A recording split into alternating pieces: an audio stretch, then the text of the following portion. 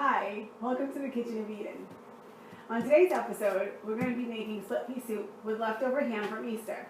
So what you're going to need is dried split peas, rinsed, about a cup of ham diced off the bone, and chicken or beef bouillon, minced garlic, chopped onion, and chopped or diced carrots and celery. Okay, so the first thing we're going to do is start with the onions and garlic. We're going to come over to the pan. We're going to add about a tablespoon of olive oil.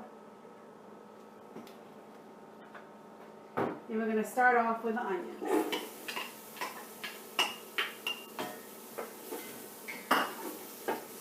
And we're going to let those cook for about 2 minutes.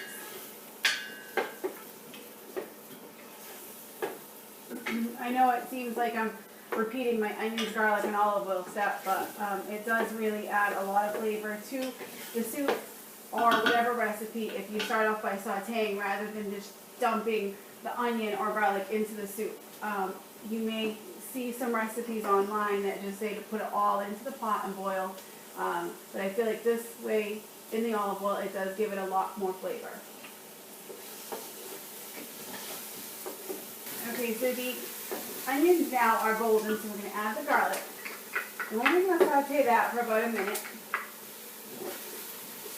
And then we are going to be adding all the ingredients except for the ham. The ham will put in about 10 to 15 minutes before it's complete. Alright, so the garlic is now cooked enough. And we're going to be adding the water.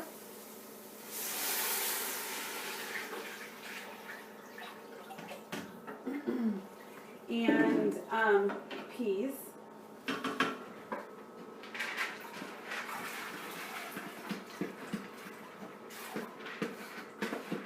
Now, one ingredient I did forget to mention in the beginning was a bay leaf.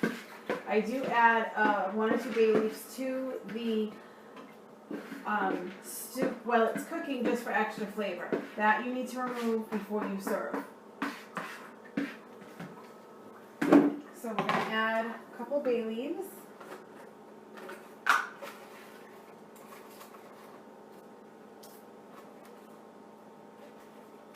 Okay.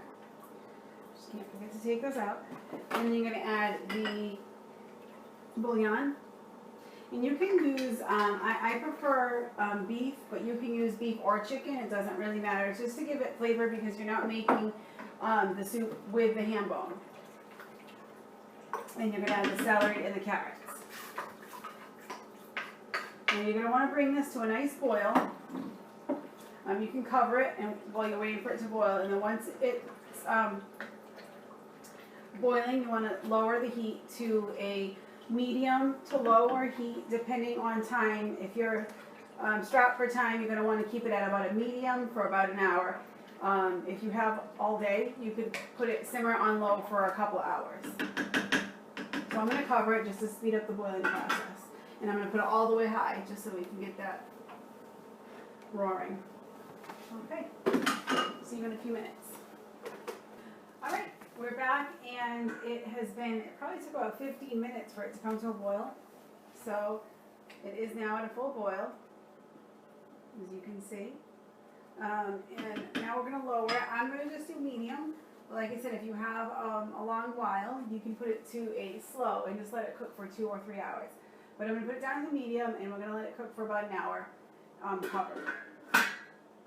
And another thing I did want to mention is when you see the green split peas at the grocery store, you'll also see yellow split peas. There's a slight difference in flavor. The yellow split peas are slightly milder.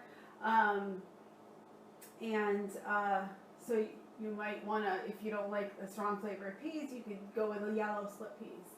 Okay, so we're going to let this simmer down and we'll be back in about an hour or so. Okay, so it's been about 50 minutes since we put the split peas and veggies simmering. And if you look at it, it's pretty much come to a like mushy consistency. So now we're going to add the ham and we're going to let it simmer for another 15 to 20 minutes. Or until you desire the until the consistency is desirable to you. So I'm adding the ham. And right at this point, I would put it down to a low heat and just let it simmer. So we'll see you in about 15-20 minutes. Okay, so now that we've had the ham in for about 25-30 minutes actually, you can see that the peas are all nice and thick, and you're going to want to taste test it and add the desired amount of salt and pepper for your liking. And that's all you need to do. We're having this tonight with some pastrami sandwiches. So it's great when you have leftovers from Easter, from a nice holiday meal, but you don't have the one with a bone. This is very simple to make, and it's a great hearty soup. If you have any questions or comments, please do so below, and you can find the recipe below as well. Thank you.